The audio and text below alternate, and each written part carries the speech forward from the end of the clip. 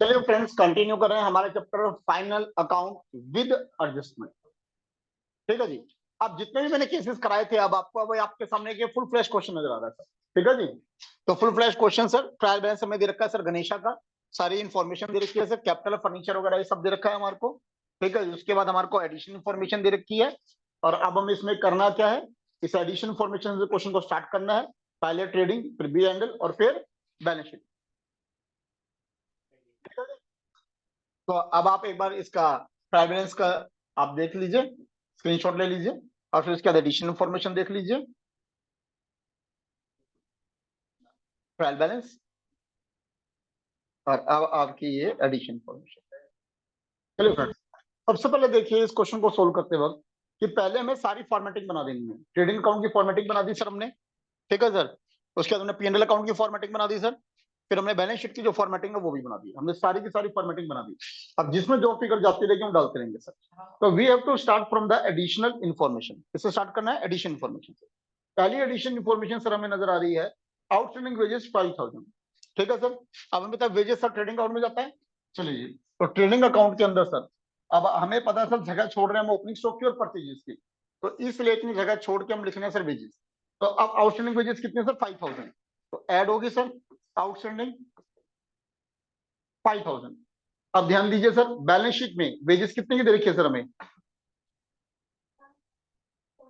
40,000। 40,000 तो कितना होगा टोटल 45,000।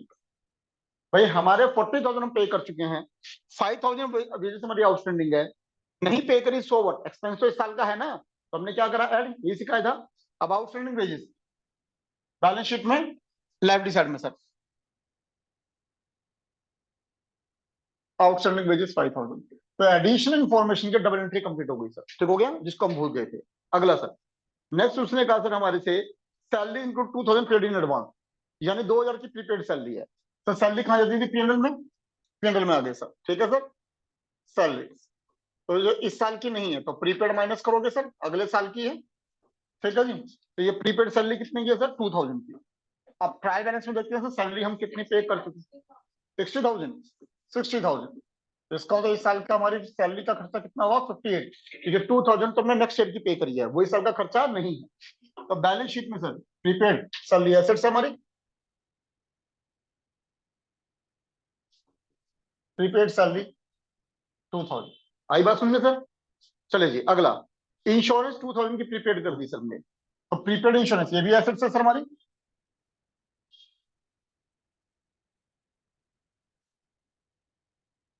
ठीक हो गया सर, प्रीपेड इंश्योरेंस 2,000। अब उसके बाद अब इंश्योरेंस पीएनएल में जाती है सर,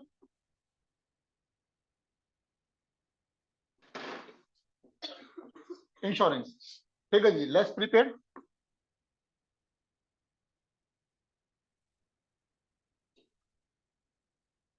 ठीक है जी, प्रीपेड इंश्योरेंस है 2,000। अब इंश्योरेंस देखिए सर ट्रायल बैलेंस में 24,000। Now it is 22,000। आया सर समझ में कि जो इस अगले साल की इंश्योरेंस है हमारी या नेक्स्ट इंश्योरेंस है, इस साल की नहीं है, तो इस साल का खर्चा भी नहीं है, तो इस साल हमने माइनस कर दी, अगले साल के लिए पे कर रखे हमने ऑलरेडी, तो इट्स ओवर एसेट्स। चलिए जी अगला sir, D point, outstanding office expenses 8,000। Office expenses इसमें जाते हैं, ऐड आउटस्टैंडिंग एक्सपेंसेस सर इसी साल के हैं, और इस साल के सर ये कितने हैं 8,000। ठीक हो गया सर। अब ऊपर ढूंढिए सर 24,000। 24,000 तो ऐड करा सर 32,000। ये हो गया सर आउटस्टैंडिंग ऑफिस एक्सपेंसेस इस साल के हैं, तो ऐड हो गए सर। लाइबिलिटी भी है, तो बैलेंस शीट में लाइबिलिटी साइड में सर आउटस्टैंडिंग ऑफिस एक्सपेंसेस 8,000। चले जी अब उसके बाद आउटस्टैंडिंग रेंट 200। रेंट नहीं दे रखा, रेंट नहीं दे रखा तो हम पीएनएल का मानेंगे sir, rent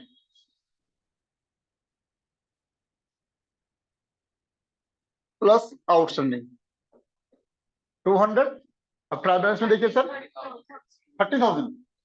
30,000 that will be 30,200। अब जो आउटस्टैंडिंग रेंट है सर वो हमारी लायबिलिटी है, आउटस्टैंडिंग इन्वेंटरी 200, ठीक हो गया। चलिए जी आगे चलते हैं सर। उसके उसने कहा एक्रूड इंटरेस्ट। एक्रूड इंटरेस्ट का मतलब क्या है? Interest due but not yet receive, ठीक है जी। तो इंटरेस्ट देखिए सर क्रेडिट साइड में दे रखा होगा। हाँ जी सर। तो आप ध्यान करिए सर, P&L में ऊपर मैं जगह छोड़ रहा हूँ ग्रोस प्रॉफिट की, ठीक है ना।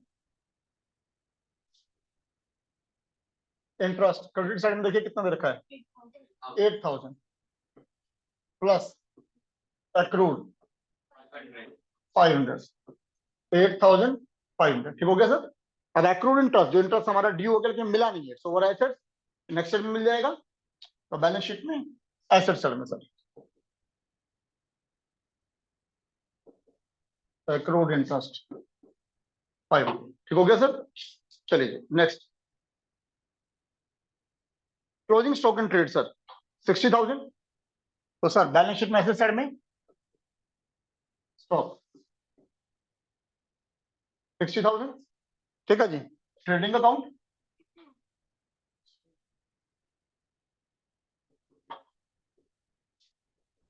क्लोजिंग स्टॉक 60,000, ये हम विदाउट एस्टिमेट करते थे। इस तरह से एडिशन फॉर्मेशन जब सारी कंप्लीट हो जाएगी तब हमें किस पे ध्यान देना है, ट्रायल बैलेंस पे, ठीक है जी। चलिए जरा ध्यान दीजिए। सबसे पहले सर कैपिटल टूल है, balance sheet inner column,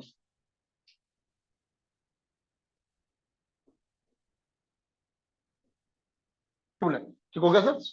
furniture 40,000 assets है। ध्यान करना 40,000 बाहर कॉलम में लिखने से पहले चेक कर लीजिए, कोई प्रोविजन वगैरह तो नहीं है, अगर हुआ तो बाद में कटिंग हो जाएगी और कोई इश्यू नहीं है, ठीक है ना। तो चेक कर लीजिए कि प्रोविजन फॉर डेप्रिसिएशन वगैरह है सर इसके 4,000 का। और ये फर्नीचर था सर 40,000 का, तो इसलिए इनर कॉलम हो गया माइनस प्रोविजन फॉर डेप्रिसिएशन 4,000, 36,000 बात फिगर होगा, ठीक हो गया सर। आगे बात में चलेगी। अगला जी परचेज 3 लाख ट्रेडिंग में इनर कॉलम, चलिए जी। नेक्स्ट डेटर 4 लाख एसेट्स में, चलिए जी। अब डेटर 4 लाख बाहर लिखने से पहले पढ़ने से इससे कोई प्रोविजन ना हो, नहीं तो फिर कटिंग हो जाएगी और कोई दिक्कत नहीं है प्रोविजन फॉर।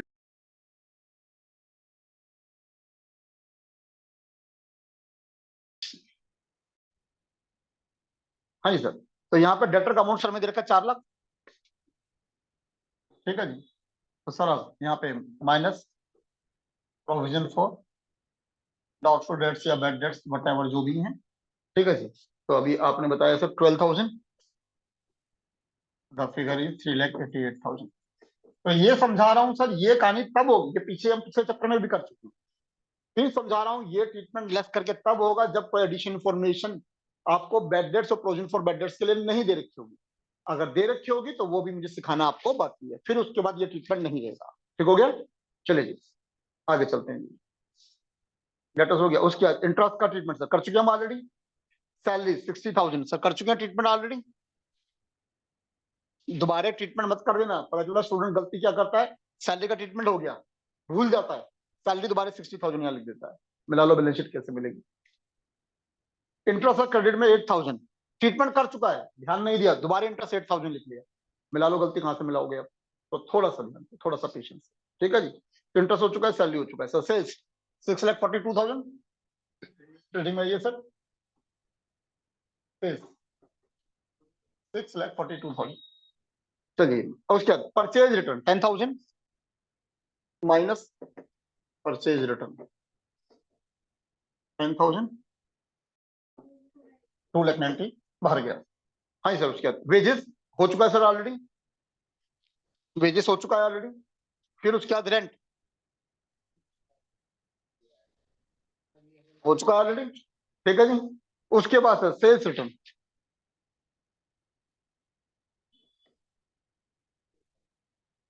20 है, 6,22,000। चलिए जी। उसके बाद सर बैड डेट्स 14,000 P&L के डेबिट में, ठीक है जी। कहीं नहीं हुआ है सर बैड डेट्स, कंफ्यूज मत होना सर।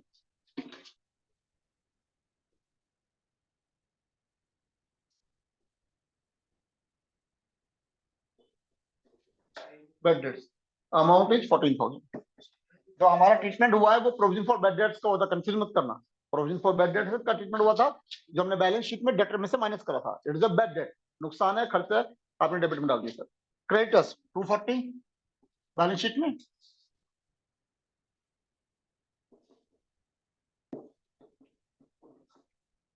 $2,40,000, ठीक है सर। उसके बाद सर ड्रॉइंग्स 48,000 कैपिटल में से माइनस 48,000 माइनस करा 1,52,000।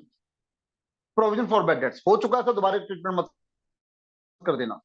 प्रिंटिंग एंड स्टेशनरी 16,000 जनरल में। प्रिंटिंग एंड स्टेशनरी चेक कर लीजिए, नहीं हुआ सर। प्रिंटिंग और स्टेशनरी का ध्यान करिए, नहीं हुआ है, गलती मत कर देना सर, ठीक है जी।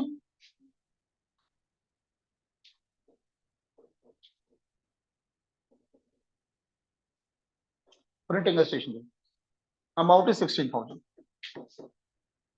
चलिए जी नेक्स्ट, इंश्योरेंस 24,000 हो चुका है sir. Opening stock 1 lakh trading में। तो ये ध्यान रखना सर, इसकी जगह पहले से छोड़ के हम बैठे हुए हैं। हम ऐसा नहीं कर सकते कि जगह नहीं छोड़ के ओपनिंग स्टॉक नीचे लिख रहे हैं, प्रेजेंटेशन अच्छी नहीं मानी जाएगी, वो ध्यान रखना। पहले ओपनिंग स्टॉक, परचेज रिटर्न, उसका जो मर्जी एक्सपेंस डालते रहिए, ठीक है। Sales minus sales return, closing stock, मतलब पैटर्न है सर, जरा उसको ध्यान से रखेंगे हम। ऑफिस एक्सपेंस हो चुके हैं, प्रोविजन फॉर डेप्रिसिएशन हो चुका है। तो मैं फिर समझा रहा हूं सर, सबसे पहले हमने क्लोज करा एडिशन इंफॉर्मेशन को, एडिशन को। उसके बाद आए हम ट्रायल बैलेंस पे, ठीक हो गया जी। जब ये सारी कहानियां हो जाएंगी तो सबसे पहले हम किसको क्लोज करेंगे सर? ट्रेडिंग अकाउंट को।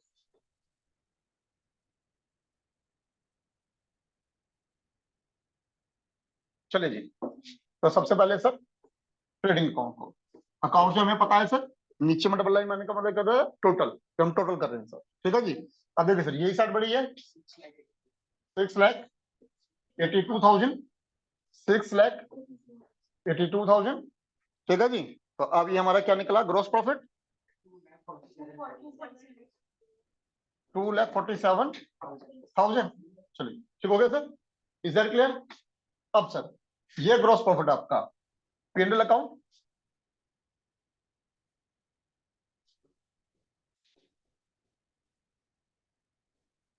$2,47,000 ये फिगर उतार दे, ठीक है जी। चलिए जी, अब सर टोटल करेंगे सर इसका,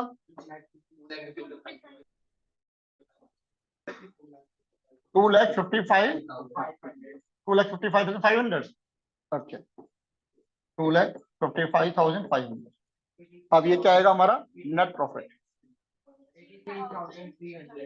83,300। चलिए आया सुनने। अब ये नेट प्रॉफिट किसको मिलेगा? मालिक को। जो ये नेट प्रॉफिट है ये किसको मिलेगा? हमारे मालिक को। आइए sir balance sheet,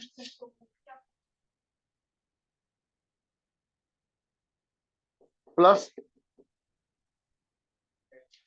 net profit, ठीक है जी। कितना अमाउंट था? 83,300 है, तो प्लस करके बाहर हो गया सर। अब ये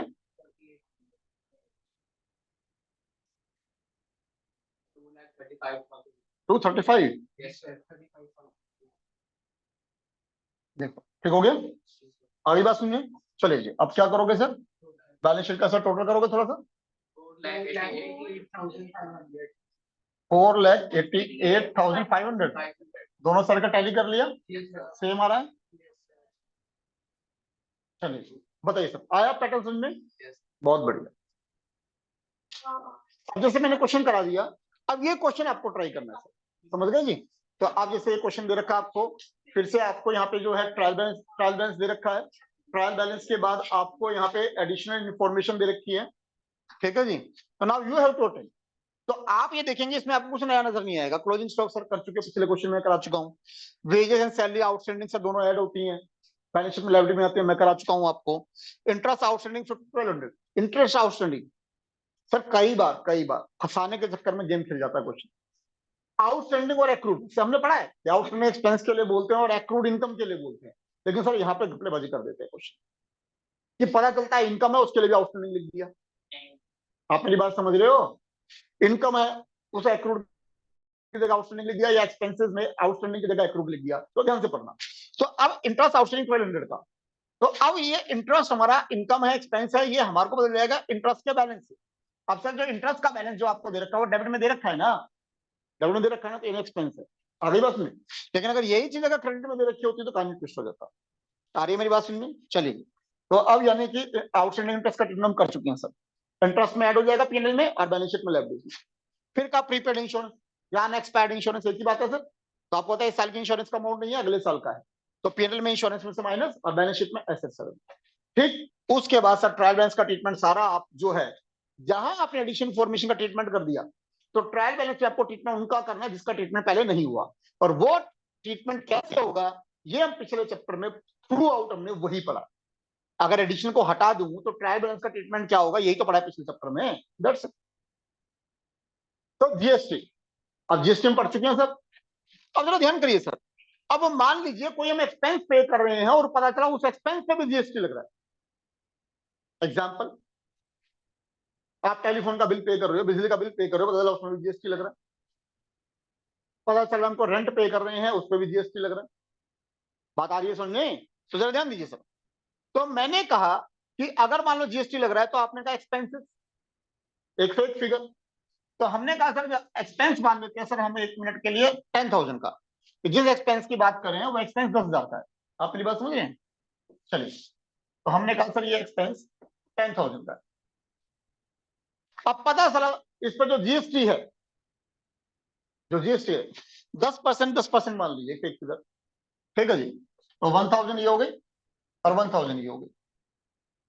तो आपको जो पे करना है सर, आप खाली ये ना कहो तो मैं सामने वाले को टैक्स नहीं पे कर रहा भाई, जीएसटी पे करना पड़ेगा आपको। तो इसका मतलब आपके उसमें कहानी आ गई टोटल 12,000 की, ठीक हो गया सर। तो अब ट्रेडिंग या पीएनएल जिससे भी रिलेट करता है अब ये एक्सपेंस, तो कितना आ गया सर, 12,000, 12,000 जाएगा। बताइए सर सही कह रहा हूँ गलत कह रहा हूँ, आ रहा है समझ में नहीं आ रहा, समझ आ रहा है। तो बिल्कुल गलत समझ में आ रहा है, आप ध्यान से देख ही नहीं रहे, इसका मतलब आप केवल हमें मिलाने वाले बैठ रहे हो। ये आपका एक्सपेंस कितने से डेबिट है, डेबिट 10 से कर रहे हो, क्रेडिट 12 से कर रहे हो, टैली कैसे हो जाएगा, दिमाग क्यों नहीं लगा रहे बैठ के। ध्यान से, ध्यान, गेम ध्यान की है। आई कहानी कुछ समझ में नहीं आई। आपने एक्सपेंस को डेबिट 10,000 से कराया, उसको ट्रांसफर करने के क्रेडिट 10,000 से तो करोगे। अगर आपके पास कोई फिगर है नहीं डेबिट में, क्रेडिट कैसे कर दोगे उसे ट्रांसफर करने के लिए, थोड़ा ध्यान से। अगर टॉपर बनना है तो मेरी हाँ में हाँ मिलाकर टॉपर नहीं बनोगे आप, ध्यान से समझकर टॉपर बनोगे। आई बात सुनने, तो यानी कि 10,000 और 10,000, ठीक है जी। अब जरा ध्यान से समझो मेरी बात को, ध्यान से। सर ये डेबिट क्रेडिट तो ट्रांसफर हो गया। अगर मान लीजिए ये एक्सपेंस मान लो कोई भी है, अगर ट्रेडिंग से रिलेटेड है, मान लीजिए हमने कहा पावर, पावर, और हमने कहा सर पावर इनपुट जीएसटी, ये मान लीजिए सब जगह पावर है, ठीक हो गया। तो सर पावर जो आपका जा रहा है ट्रेडिंग अकाउंट में सर, वो कितना गया 10,000, तो ये ट्रांसफर करा आपने 10,000 का। अब ये जो इनपुट सीजीएसटी और इनपुट एसजीएसटी सर इसलिए थोड़ी ना पढ़ाया था आपको, जो आज आप भूल गए थे दोबारा से। इनपुट का आउटपुट से एडजस्टमेंट करते थे ना सेट ऑफ, और सेट ऑफ करके बैलेंस शीट में आता था, क्यों भूल गए आप, अब आया ध्यान नहीं आया। तो यानी ये इनपुट सीजीएसटी और इनपुट एसजीएसटी जो आपको इतना डिटेल में पढ़ाया था पिछले चैप्टर में, ये वो है कि अब आप ये देखोगे भैया इतना अमाउंट है, तो अगर सेट ऑफ हो रहा है तो सेट ऑफ करिए, नहीं हो रहा तो आप एसेट्स में लिखिए, भैया ये सेट ऑफ कर सकेंगे हम इसको। अब उसके बाद जो आपने 10,000 ये कर दिया, तो अब ये आउटस्टैंडिंग एक्सपेंसेस कितना सर, 12,000। तो अगर आपने पे कर चुके हो, अब ये तो आपको एडिशनल इन्फॉर्मेशन देगा ना। आप मेरी बात को समझिए, हम पढ़ क्या रहे हैं, ये ना क्वेश्चन करते करते हम यही भूल गए हम कर क्या रहे थे। भाई हम फाइनल अकाउंट पढ़ रहे हैं विद एडजस्टमेंट, तो ये विद एडजस्टमेंट में बता रहा होगा कि भाई ये फलाना एक्सपेंसेस हम भूल गए रिकॉर्ड करना।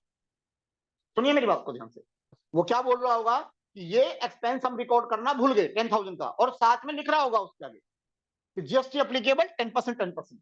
बताइए बात सुनने आ रही है, तो हम ये एंट्री कर रहे हैं, तो इसका मतलब ये हुआ सर पीएनएल या ट्रेडिंग में 10,000 ये चला गया। अब ये इनपुट एसजीएसटी जो है अगर कुछ नहीं कह रहा तो बैलेंस शीट में एसेट्स में जाएगा, अगर कुछ नहीं कह रहा तो जो मानेंगे बाद में सेट ऑफ मिलेगा, और ये आपका आउटस्टैंडिंग एक्सपेंसेस 12,000 बैलेंस शीट में लायबिलिटी में जाएगा। क्योंकि सर पे तो आपको सारा ही करना है ना, इनपुट भी तो पे करना है आपको, या तो सेट ऑफ लोगे आप, या तो आप सेट ऑफ लोगे, आ रही है मेरी बात समझ में, या पे करोगे। तो इसलिए आउटस्टैंडिंग एक्सपेंसेस कितना हो गया आपका 12,000 बैलेंस शीट में लायबिलिटी साइड। अब देखिए सर, अब एडिशन इंफॉर्मेशन दिया कि भाई कोई एक्सपेंसेस प्रीपेड है, मुझे रिकॉर्ड करना भूल गए। ध्यान करिए सर, इसमें जीएसटी का कोई इंपैक्ट नहीं होगा, ध्यान से समझिए, इसमें जीएसटी का कोई इंपैक्ट नहीं होगा, बड़े ध्यान से समझिए। तो वो कह रहा है जितने भूल गए सेम ट्रीटमेंट होगा।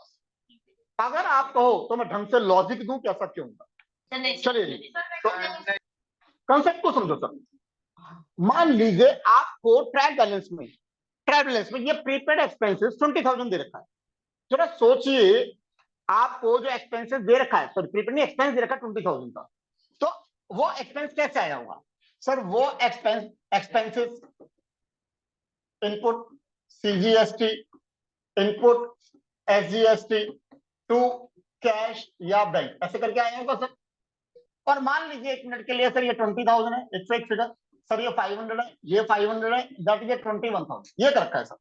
अब एडिशन में वो बता रहा है कि भाई ये जो एक्सपेंस आपको ट्रायल बैलेंस में दे रखा है, इसमें से 5,000 प्रीपेड है। क्या है? 5,000 प्रीपेड है। आप अपनी बात को समझ रहे हो सर? तो अब जरा आप ध्यान करिए, मैं आपको ये कह रहा हूं कि अब सिंपल जो इसकी एंट्री हो जाएगी सर, वो ये हो जाएगी, आप इसमें टैक्स को नहीं छेड़ेंगे, इसमें टैक्स को आप नहीं छेड़ेंगे। रीजन वो समझा रहा हूं सर। ये जो 20,000 5,000 ऑलरेडी एडेड है, तो आपको टैक्स जो पे करना था वो पे तो टोटल पे ही करना था। आप अपनी बात को समझ रहे हो? तो यानी कि ये इनपुट सीजीएसटी या इनपुट एसजीएसटी एक तरह का एडवांस टैक्स हो गया जो अगले साल का है। आप अपनी बात को समझिए। तो सर हम इनपुट को एडवांस ही तो मान रहे हैं हर बार, इनपुट टैक्स को आप एडवांस ही तो मान रहे हो, आप एसेट्स में तो डाल रहे हो, और सेट ऑफ हो रहा है तो सेट ऑफ कर रहे हो। Very simple. अब आया लॉजिक समझ में नहीं आया? कि जो हम ऊपर इनपुट जीएसटी और सीजीएसटी और एसजीएसटी को डाल रहे हैं, हम सिंपली उसे एसेट्स में डाल रहे हैं, अगर कुछ नहीं कह रहा तो, नहीं तो हम आउटपुट में सेट ऑफ करके डाल रहे हैं ना। तो अगर आप इसको एडवांस मान रहे हो तो एडवांस वाला ही तो ट्रीटमेंट कर रहे हैं हम इसका। तो इसका मतलब हुआ प्रीपेड एक्सपेंस में अगर ऐसी कोई कहानी है तो आप उस टैक्स को कंसिडर नहीं करोगे, जितना 5,000 बता रहा प्रीपेड है तो उसका ट्रीटमेंट करोगे। लेकिन आउटस्टैंडिंग में कंसिडर करना पड़ेगा, क्योंकि जो एक्सपेंस आपने नहीं पे करा, इसका मतलब है उस पर जो टैक्स बनता है आपने वो भी नहीं पे करा। अब ये तो होने से रहा ना सर कि हम कहते बिजली का बिल पे नहीं करा हमने, अच्छा बहुत अच्छी बात। लेकिन जब वो बिजली का बिल जो हमने पे नहीं करा तो जो टैक्स बनता था वो पे कर दिया। व्हाट इज जो, हाउ इट इज पॉसिबल? तो अगर कोई एक्सपेंस आउटस्टैंडिंग बता रहा है और वो जीएसटी के दायरे में आ रहा है, तो ये कॉमन सेंस है, भैया वो एक्सपेंस नहीं पे करा तो आपने उसके ऊपर का टैक्स भी पे नहीं करा। It's implied sense. लेकिन प्रीपेड में कहानी आपकी अलग है, जो मैंने आपको लॉजिक देके समझाया। Is that clear? तो यहां तक कंप्लीट करिए, नेक्स्ट क्लास के अंदर इससे आगे करेंगे।